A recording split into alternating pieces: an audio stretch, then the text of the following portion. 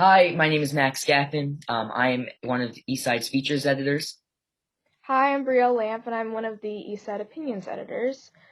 and we are here today with Miss Mason, who at East teaches AP Government Politics. So she is truly an expert at our subject matter here today, and we're going to be exploring education and politics and political polarization in general.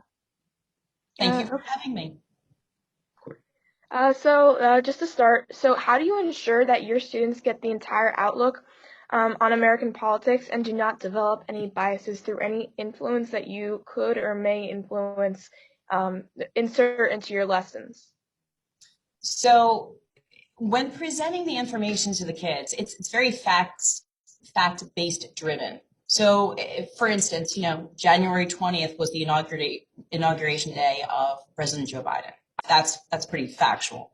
Now, whether or not you agree that he is a good president or a bad president is your opinion. So so what we do in the class is you present the facts of what occurred, and then you let the kids to develop their own opinion based off of it. So I don't interject my political viewpoint, my ideology. What I do is I encourage the kids to talk about what they think, what they believe. And then that's what you develop in the class. You foster a good sense of discussion and of listening to the other side and just expressing your own viewpoint, but most importantly, feeling comfortable in order to do that. Thank you. So our next question kind of entails what we said before, but where do you think that the line should be drawn on inserting bias? So for example, history is so important to be taught so that the negative side of our history is not repeated. So how do you think history teachers like yourself should teach politics in a way that doesn't really discourage anyone's beliefs, but allows the negative aspects of history to be institutionalized harshly? Good. I mean, the essential ingredient within history, and this is something that I say in my US class as well, is the fact that US history is so complex. There are no black and white issues. There's a lot of gray in between. And the idea is we can love our country. We can be so proud of our country, also knowing the scars of our country and developing an understanding that we are not perfect. And that's we're human beings. We're not meant to be. But the Constitution really embraces that whole idea. And the reason why I say that is because there's an amendment process. So even the founding fathers recognized this concept that this wasn't a perfect document. If that were the case, then amendments wouldn't actually even be placed on the Constitution, which basically said, hey, we forgot something. Let me put something else in there. So understanding even within the heart of our system, of our government system, you could take that to US history and you can talk about both sides, both perspectives. And I know with US One, they always discuss this concept of historiography. Historiography is a perspective based. It's how historians have viewed history. And as long as you're discussing the different aspects, you bring in the facts of the issues, facts of the case, you let the kids explore through primary, secondary sources what is actually occurring at that event, and then you let them discuss it. And again, that allows that freedom of thought and that comfort level within the classroom to where they can voice it and say, you know what, this was a crappy time in history. Absolutely. There's nothing wrong with saying that. We don't need to paintbrush over everything in history and say, oh, this is good, this is bad. There's a lot of that, like I said, gray area. And it's okay as long as you discuss it. Thank you. So teachers have faced a lot of backlashes recently in the fact that some believe teachers teach only the negative side of the United States history and insert their own political beliefs into lessons, and consequently influence their students' beliefs. What would you say to these people? And do you think that they really understand what constitutes being a history teacher and, an AP Gov teacher? So I would probe more deeply into that question because obviously if students are feeling that, we need to validate their feelings. We need to see why they are saying that. I know for us in the history department, we try to do that balance. I mean, there's some really cool things that are going on in history at the same time, a lot of crappy things, and it's okay to discuss both of them simultaneously. So I don't think that's injecting a particular bias. I think that's presenting the facts of history and then letting the kids to decide. I know it could be perceived amongst kids that that there might be an agenda, and I hope that if that's the case, then I think that needs to be discussed in the classroom too. And I think maybe the kids need to find a way that they feel comfortable in saying that to their teacher, maybe even privately in an email. However, I think, trying to figure out a way to say that. I think it's important to validate their feelings, but then also try to figure out why they're saying that more than anything else. Yes, of course, I 100% agree. And also, over the years, politics have steadily become more controversial and obviously much more personal to many, including students. How do you keep the political conversations educational rather than personal? And do you think that some conversations surrounding politics should be just kept personal? Great question. I think in the classroom, especially in AP Gov class, one of the things that I tell my students on day one is you never attack another person, you attack the ideas. So that becomes hallmark step number one in the classroom. Once you've established that as the basis of all debate and conversation within the class, then it can move forward. Because if any student then brings up something that that I hear in the classroom where it seems to be getting personal, that needs to be stopped right there. Because you're not going to achieve any good by attacking a person. By attacking an idea or offering another viewpoint on an idea is wonderful, and it can open up, oh, I never thought of it that way. And that's a great spot to be at, to hear other viewpoints. That doesn't necessarily mean that you have to convert people either. And I think sometimes people really feel so strongly about their own ideas that they are right in their mind, which they might believe that that is true.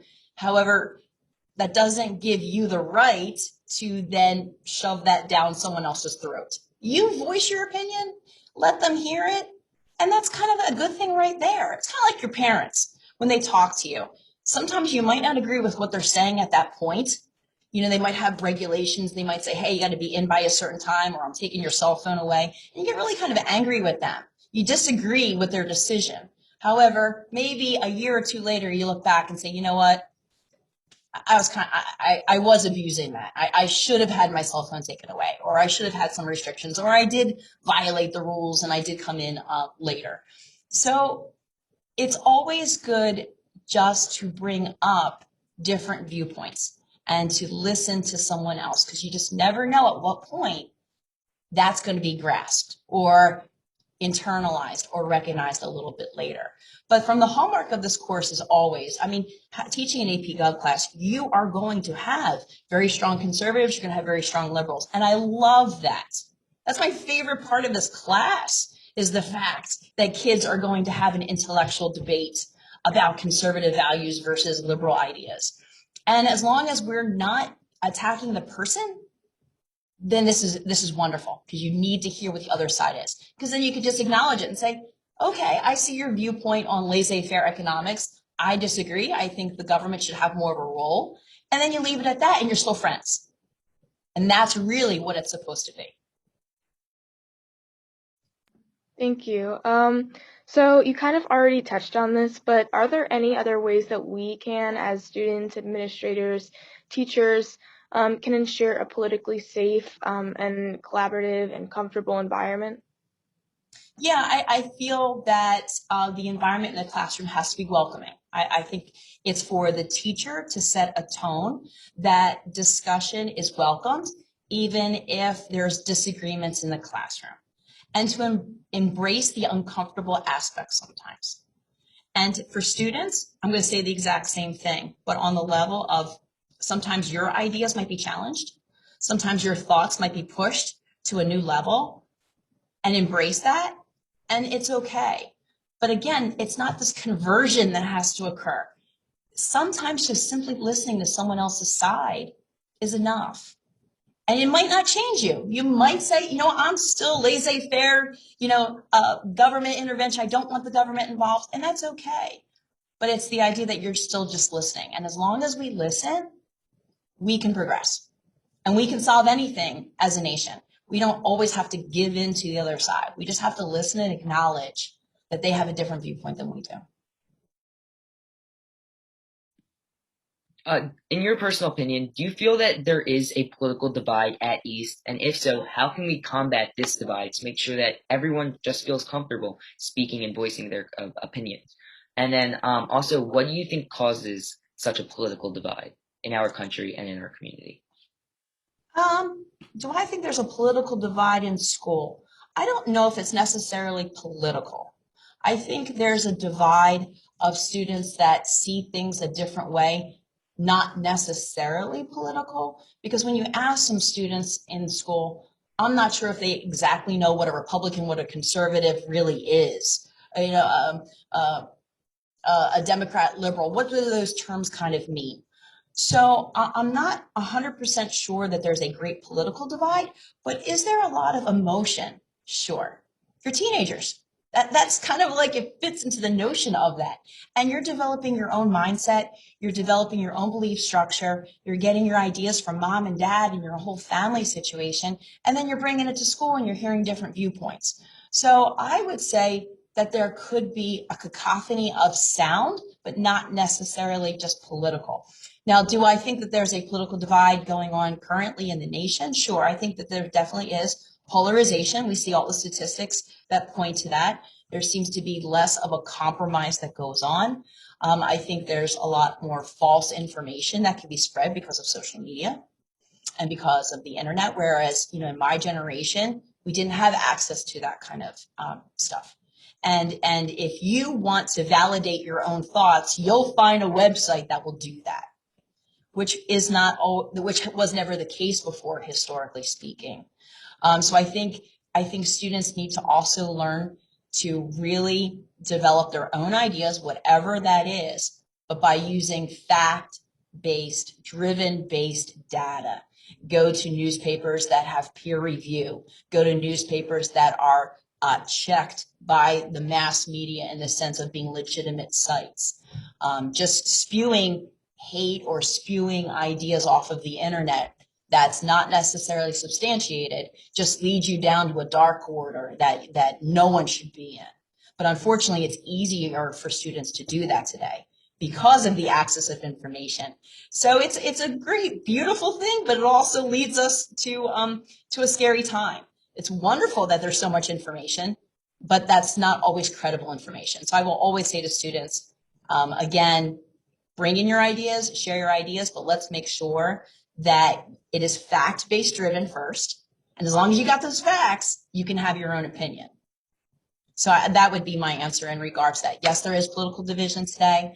And I think for all of us, we just need to be a little bit more conscious about the information that we are receiving. Thank you. So we only have like a few questions left. So as a teacher, are you encouraged to be apolitical and not exert any bias? I don't know if anyone has said that to us. I think we inherently do that. It's not my job to be political. I have, and the other history teachers in the department feel no particular burning desire to inculcate students into a certain idea. We love history. We love teaching our topic. So the political aspect, I personally don't care what your political ideology is. So I don't feel the need to express my own ideas on things. It is just to develop a sense of citizenry, of love of our country, of love of the Constitution, and the love of expression of ideas, because that's really what's important.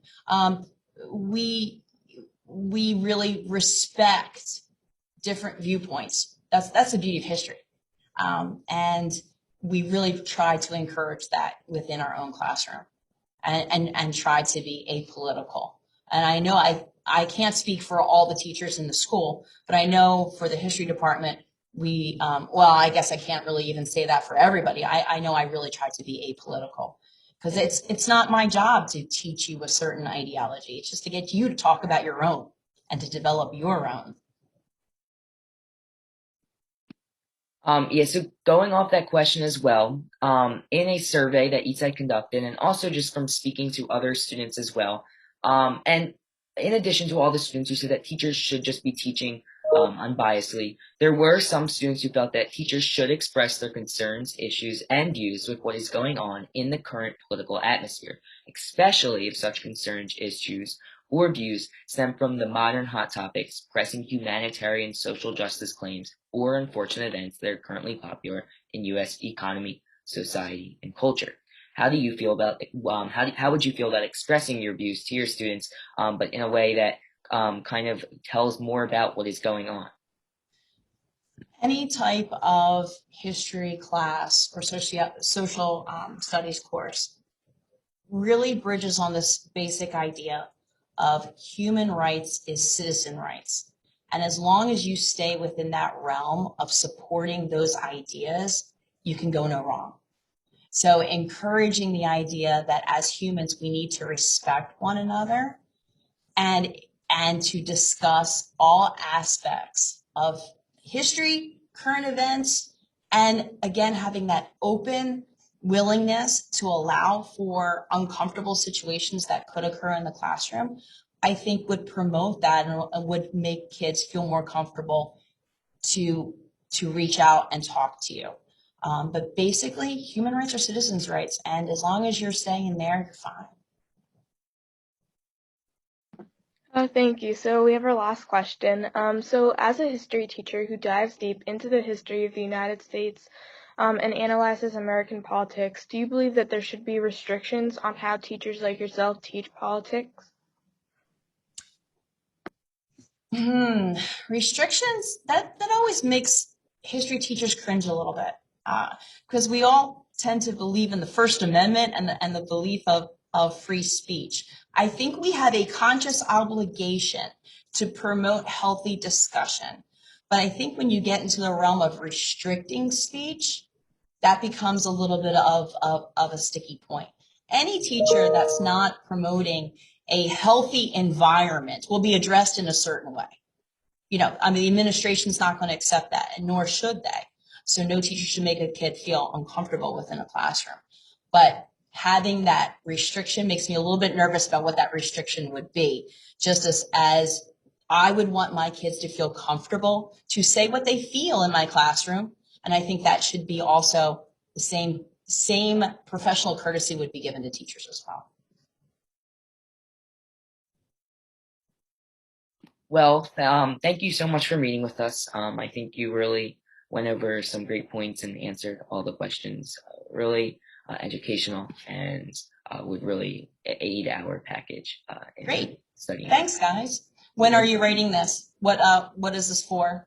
So for Eastside, we're creating a retrospective multimedia package covering sort of all things political and like tying in a lot about education because I feel like a lot of students may not really understand politics as a whole. And I mean, as a student, I don't really understand it as a whole. So I think that just exploring this as a package that I'm helping create is really teaching me a lot.